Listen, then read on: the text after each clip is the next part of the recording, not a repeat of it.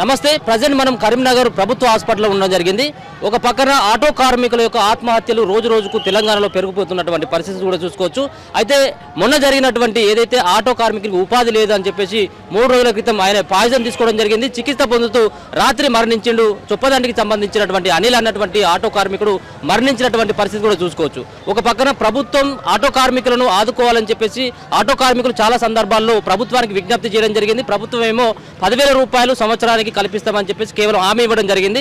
అది హామీ అమలు కావట్లేదు. మరో పక్కన ఉచిత బస్సు చేపట్టి ఇక్కడ వాళ్ళ యొక్క ఉపాధి పైన దెబ్బపడుతుందని చెప్పేసి ఆటో కార్మికులు రోడ్డెక్కినటువంటి పరిస్థితి కూడా మనం చూసుకోవచ్చు. తాజాగా ఈ చొప్పదండిలో జరిగినటువంటి ఉగాంధం పట్ల ఇక్కడ ఆటో కార్మికులు కూడా చాలా సీరియస్ అయితే ఉన్నారు. వాళ్ళని అడిగేటువంటి ప్రయత్నం చేద్దాం. అనిల్ ఎందుకు చనిపోవడం జరిగింది, ఏ విధమైనటువంటి పరిస్థితుల నేపథ్యంలో ఆయన చనిపోయినటువంటి అంశాలను కూడా ఒకసారి చూసేటువంటి ప్రయత్నం అయితే చేద్దాం. అనిల్ వాళ్ళ అక్కడ ఉన్నటువంటి వాళ్ళ అన్న కూడా ఉండడం జరిగింది. బ్రదర్, ఎప్పుడు చనిపోవడం జరిగింది, ఎందుకోసం చనిపోవడం? ఆదివారం రోజు పొద్దున చనిపోయిండు. అప్పుల బాధకే చనిపోయిండు. ఆటో నడవలేక, ఆటో కూడా గుంజుకపోయారు. ఎక్కడ భరించలేక, ఆటో నడవలేక, ఇక్కడ బాధ భరించలేక చనిపోయిండు సార్. మందు తాగిండు. ఫైనాన్షియల్ బాధలు, వేరే బాధలు ఉన్నాయి. ఇంకా ఆటోలు నడవక బస్సులలో ఇట్లా జరిగిపోయింది సార్. అది ఏమని చెప్పాడు అంటే అప్పులు ఎక్కువ అయిపోయినాయి, మీద ఎక్కువైనాయి అని చెప్పిండు సార్. నాకైతే అప్పులు ఎక్కువైనాయి, కట్టలేకపోతున్నా. ఎట్లా ఏం చేసాడు అని అంటే, ఏం చేద్దాం రా మరి, అట్లేం చేసినావు ఇట్లేం చేసినావు అని చెప్పినా కానీ ఏం లేదు సార్. ఆ రోజు పొద్దున్నే తాగిండు మంది. ఆ రోజు అప్పు ఇచ్చిన ఆయన కూడా వచ్చిండు. ఫైనాన్స్ అయినా కూడా ఇంటికి వచ్చిండు. ఆయన ముందరనే తాగిండు. ఆయన ఇంటికి వచ్చిండు ఆ రోజు పొద్దున. ఆటో కోసం తీసుకొచ్చినటువంటి అప్ప అది? ఆటో కోసం తీసుకొచ్చినటువంటి అప్పే అది. ఆయన ముందరనే తాగిండు. తాగుడు చూసి ఆయనే పోయిండు. ఆడికి వెళ్ళి లేడు అక్కడ, అసలే లేడు. ఇక మళ్ళీ ఇది వరకు ఒక ఫోన్ కూడా చేయలే ఆయన. మళ్ళీ ఎట్లున్నాడు అని కూడా ఫోన్ చేయలే ఆయన పేరు శ్యామ్. ఇక్కడ అనిల్ వాళ్ళ బావ కదా, అనిల్ వాళ్ళ బావ కూడా ఉన్నాడు. ఒకసారి అడిగి తెలుసుకునేటువంటి ప్రయత్నం అయితే చేద్దాం. ఎట్లా చనిపోయాడు మీ బామ్మడి? ఇక మందు తాగిండు సారు. ఆటో చక్కగా నడవక, ఈ ఫ్రీ బస్సు చేయబట్టి ఫైనాన్సులు తెచ్చుకొని ఫైనాన్స్ వెళ్ళక, ఆటో చక్కగా నడవక, ఈ ఇచ్చిన వాళ్ళ అప్పుల బాధకు, టార్చర్కు, ఇబ్బందికి తట్టుకోలేక వాడు మందు తాగి ఆత్మహత్య చేసుకోవడానికి ప్రయత్నం చేసిండు. తాగిండు. ఈ 2 రోజులు కష్టపడి చచ్చిపోయింది సార్. ఏమైనా చెప్పేటప్పుడు ఫోన్లో ఆటో నడతలేదు బావా అట్లా ఇట్లానే చెప్పి అంటుండే. ఇన్నొద్దు 2-3 ట్రిప్పులు వాడుతుండే బావా. ఇప్పుడు ఏం నడతలేదు ఆటో, ఒక ట్రిప్ కూడా చక్కగా వాడతలేదు. ఆ మంది ఎక్కినా కూడా డీజిల్ మందం కూడా పైసలు వస్తలేవు, ఈ ఫైనాన్సులు తెలుతలేవు, పుట్టగడుచుడు బాగా కష్టం ఉంది అని అప్పుడప్పుడు చెప్పేటోడు. ఎంత ప్రయత్నం చేసినా ఫలించకపోయేసరికి ఇట్లా జరిగింది. మందాయి చచ్చిపోయింది సార్. మీరు ఏం కావాలనుకుని కోరుకుంటారు ఇప్పుడు? మాకు ఆటోలకు ఏదో ఒక న్యాయం కావాలి, ఏదన్నా ఆర్థిక సాయం అందజేయాలని కోరుకుంటాను. ఆటోల వాళ్ళందరికీ ఇక మాకు ఈ ఫ్రీ పాస్ అనేది తీసేస్తే మా కష్టం మేము చేసుకొని ఎవరైనా ఆధారపడకుండా బతుకుతామని అనుకుంటాను. మీకు ఇస్తానన్నాడు కదా రేవంత్ రెడ్డి కూడా అన్నాడు కదా, 10,000 రూపాయలు ఇస్తాం మీ సంవత్సరానికి అన్నాడు కదా. ఇది వరకు ఎవరికి ఇచ్చిన దాఖలు లేవు, ఎక్కడ కనిపించలే సార్. ఇచ్చింది లేదు, ఎవరు తీసుకున్నది లేదు. కొంతమంది ఆటో డ్రైవర్ కూడా ఇక్కడ ఉండడం జరిగింది. ఆయనకు ఏదైతే అనిల్ చనిపోయినటువంటి ఆ మృతదేహాన్ని చూడడం కోసం, వాళ్ళని పరామర్శించడం, కుటుంబ సభ్యులను పరామర్శించడం కోసం కూడా ఆటో డ్రైవర్లు వచ్చి వాళ్ళని అడిగి తెలుసుకున్నటువంటి ప్రయత్నం చేద్దాం. బ్రదర్, ఏమైంది ఇక్కడ? ఏం జరిగిందంటే, ఆటోలు ఇంత ముందు నడిచినట్టు నడుస్తలేవు. కనీసం ఒక 200, 100, 150, 250 రూపాయలు తీసుకుపోతారు ఇంటికి. వాళ్ళు ఫైనాన్స్లు ఏం కట్టుకోవాలి, భార్య పిల్లలు ఏం చదువుకోవాలి, ఫీజులు ఏం కట్టాలి, ఇంటి కిరాయిలు ఏం కట్టాలి, ఇవన్నీ ఎక్కడి నుంచి వెళ్తాయి సార్? వెళ్ళాయి కదా. అందుకనే వాళ్ళకి ఉల్టా అక్కడ అప్పు తెచ్చుకొని, అప్పు ఆడ తెచ్చుకొని, ఈడ తెచ్చుకొని, అప్పు తెచ్చుకునేసరికి బాగా ఇబ్బంది అయిపోయింది. దానికి ఆ పిల్లానికి ఇబ్బంది అయ్యి ఆయన ఈ అప్పులలో కొంచెం ఫైనాన్స్లో కూడా ఫోర్స్ చేసిరట. ఈ అప్పులలో మీద పడి ఆటోలు వెళ్ళక ఈ కష్టంగా చాలా ఇబ్బంది పడి ఆయన ఫైజన్ తీసుకున్నాడు. 3 రోజులు హాస్పిటల్లో జాయిన్ అయ్యి 3 రోజులు ట్రీట్మెంట్ అయినా కూడా చనిపోయిండు. అయితే ఇది కాకుండా మనకు ఈ ప్రభుత్వము, కాంగ్రెస్ ప్రభుత్వం అనేది మనల్ని ఈ ఆటో డ్రైవర్లను ఆదుకోవాలి, మనకు సపోర్ట్ చేయాలి, మనకు ఆదుకోవాలి. కొన్ని కుటుంబాలు చనిపోయినాయి ఇప్పుడు రాష్ట్రంలో. కొంతమంది, చాలామంది మనకు ఆత్మహత్యలు చేసుకున్నారు ఆటో డ్రైవర్లు.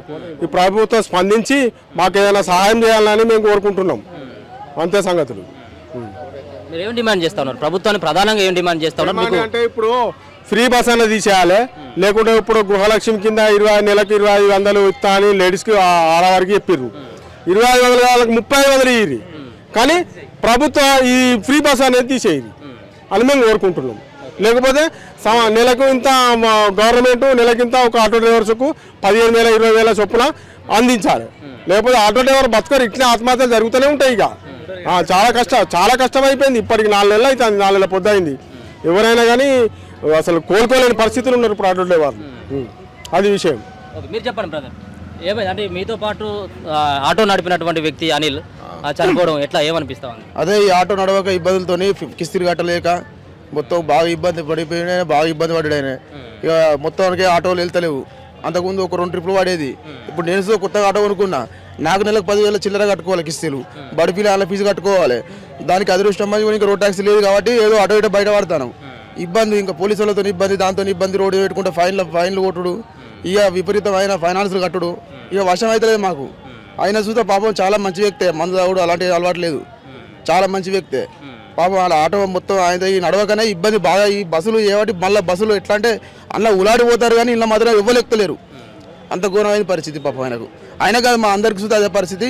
అంతకుముందు మా అడ్డ మీద దాదాపు ఒక 50-60 బండ్లు మనిషికి 2-3 ట్రిప్పులు కొట్టుకుంటున్నాం. ఒక్కరికి పొద్దుగాలు అయితే సాయంత్రం వరకు ఒక ట్రిప్స్ వెళ్తలేదు. అవి డీజిల్ మీద వస్తాయి, మాకు ఫైనాన్స్లో ఏమి వెళ్తాయి, మా పురాణాల ఫీజుల మీద ఏమి వెళ్తాయి, కూరగాయలకు ఉప్పుల పప్పులు వస్తే ఇబ్బంది బాగా అయిపోతుంది. ఈ ఫ్రీ బస్ చేయబట్టే.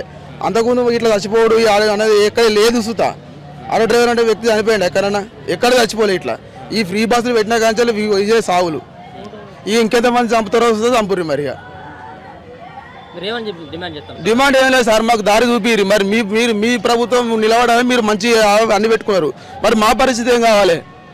మరి మేము ఎట్లా బతకాలి? కిస్తీలు ఫైనాన్స్ వాళ్ళు ఊకుంటారా? లాక్డౌన్లో వస్తే కిస్తీలు కట్టిపించారు. లాక్డౌన్ లేని బోకు లేనప్పుడే కిస్తీలు కట్టిపించారు. ఇప్పుడు ఎట్లా ఊకుంటారు మరి వాళ్ళు? మాకు అవసరం లేదు, మేము ఫైనాన్స్ వాళ్ళకి వచ్చి పట్టుకపోతాం, మాకు సంబంధం లేదు అంటారు. ఈడ అప్పులు చేసుడు, ఆడ కట్టుడు, ఆడ చీడ కట్టుడు, ఈడ ఆడ కట్టే వరకు ఏడు వెళ్తలేవు. ఇబ్బంది బాగా అవుతుంది. అంతకుముందు అంటే రోజు 300-400 ఫైనాన్స్ సంబంధం జమ చేసుకొని నెలకు 10,000 మా కట్టుకున్నాం. అప్పుడు ఈ 3 నెలల కంచెలు 4 నెలల కంచెలు బాగా విపరీతమైన ఇబ్బంది, బాగా ఇదే ఇబ్బంది మాకు. అటు పోతే మంది ఎక్కరు, ఇటు పోతే మంది ఎక్కరు. అక్కడ బండ్లు ఉంటాయి, ఇక్కడ సీరియల్ ఉంటాయి. అటు చొప్పదానిలో ఒక 50 బండ్లు ఉంటాయి, ఇటు ఒక 50 బండ్లు ఉంటాయి. ఇక మేము ఒక టైం మధ్యాహ్నం పూట వెళ్ళామనుకో 2-3 గంటలకు ఫుల్ బస్సులు వస్తాయి. అది పొద్దుగాల సాయంత్రం ఒకటే ట్రిప్ పడుతుంది అంతే. ఇక అటు పోతే అటే అక్కడనే ఆవుడవుతుంది. అట్లానే ఆయన ఆ ఉద్దేశం కొద్దిగా ఆయన వశం జీవితం మీద విరక్తి పుట్టి అప్పుల బాధ ఏంది, ఫైనాన్స్ బాధ ఏంది అని ఆయన ఈ పాయిజన్ తీసుకొని ఇట్లా జరిగించాడు. చెప్పు బ్రదర్, మాట్లాడండి. ఇక్కడ చూస్తున్నటువంటి ఈయనే అనిల్ చనిపోయినటువంటి వ్యక్తి కూడా ఈయనే. సుమారుగా కేవలం 25-30 సంవత్సరాల లోపు ఉన్నటువంటి ఒక యువకుడు, ఉపాధి లేక ఒక పక్కన ఆటో కొనుక్కొని ఆయన చనిపోయినటువంటి పరిస్థితిని కూడా చూసుకోవచ్చు.